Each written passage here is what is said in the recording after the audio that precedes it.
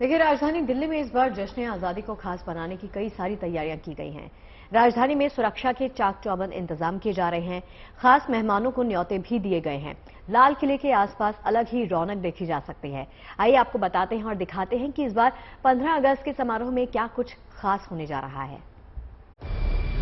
Sports federation के अधिकारी हैं मिस्त्री के द्वारा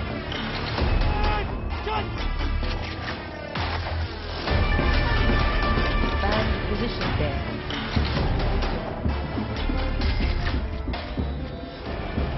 इस बार राजधानी में आजादी के अमृत वर्ष का जश्न बेहद खास हुआ। कोरोना ने सारी दुनिया की तरह 2020 और 21 में हमारे जश्न आजादी के रंग को भी कुछ फीका किया था, लेकिन अब की बार भारत उन पुरानी यादों से निकलकर एक नए जोश और जज्बे के साथ जश्न आजादी मनाने की तैयारी है। बताया जा रहा है कि अब की बार भारत में तैयार हेलीकॉप्टर्स के 2 बेड़े लाल किले पर समारोह के दौरान आसमान से फूल बरसाएंगे।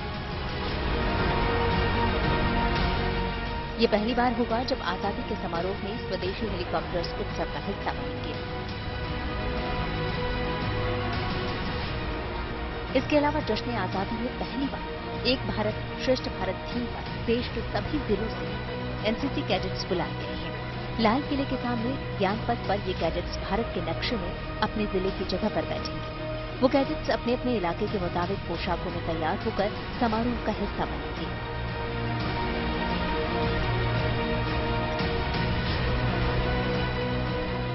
इसके अलावा पहली बार यूथ एक्सचेंज प्रोग्राम के तहत 14 देशों के चुने हुए करीब 126 एनसीसी कैडेट्स भी समारोह में हिस्सा लेंगे। समारोह के लिए Mauritius, Argentina, Brazil, Uzbekistan, UAE, England, America, Maldives, Nigeria, Fiji, Indonesia, Seychelles और मोजाम्बिक से कैडेट्स भारत पहुंचे हैं।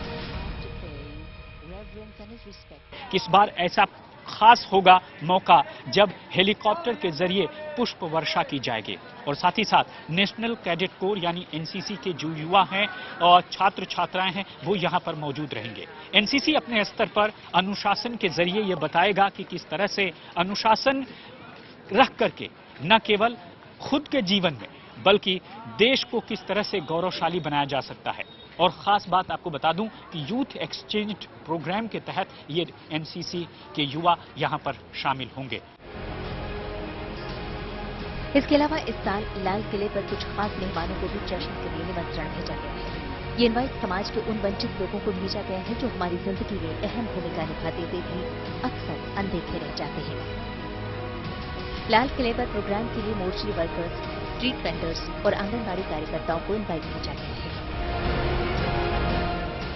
आजादी के पर्व को बेहद खास बनाने के लिए बहुत ही खास मेहमानों को लाल किले पर बुलाया गया है और स्पेशल इनवाइटीज के तौर पर ये मेहमान होंगे आंगनबाड़ी वर्कर्स, मॉर्चरी वर्कर्स और साथ ही साथ स्ट्रीट वेंडर्स। और आपको याद होगा कि किस तरह से कोरोना काल में मॉर्चरी वर्कर्स, स्ट्रीट वेंडर्स और साथ ही साथ आंगनबाड़ी वर्कर्स ने अलग अलग मोर्चों पर काम किया और लोगों को यह एहसास कराया कि महामारी और आपदा के अवसर पर वह लोगों के साथ कंधे से कंधा मिलाकर चल रहे हैं। और यही वजह है कि इस आजादी के महापर्व पर इन बेहद खास मेहमानों को बुलाया गया है और वो भी खास इनवाइटी यानी खास मेहमानों के तौर पर ये शामिल होंगे।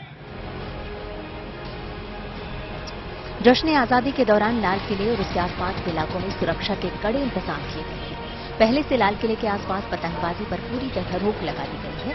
इसके अलावा समारोह के दौरान दिल्ली पुलिस के 10,000 से ज्यादा जवान सुरक्षा देंगे। दिल्ली पुलिस के साथ साथ सुरक्षा एजेंसियां इस पूरे इलाके में जमीन से आसमान तक अपनी पैनी नजर बनाए हुए हैं ताकि आजादी के जश्न में कोई खलल न पड़े।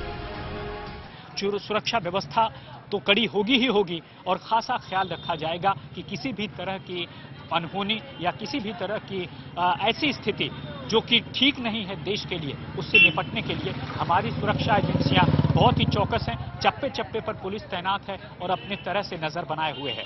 हाँ, आजादी के इस मौके पर एक खास बात और है कि सीसीटीवी कैमरों की संख्या काफी ज्यादा बढ़ा दी गई है। पिछले साल के मुकाबले इस साल तकरीबन दुगुने सीसीटीवी कैमरे प्रधानमंत्री और साथ ही साथ आजादी के इस महापर्व की एक पल पल के जो कवरेज हैं या पल पल की जो उसके मोमेंट्स हैं वो कैप्चर करेंगे ताकि कोई भी अनहोनी ना हो पाए।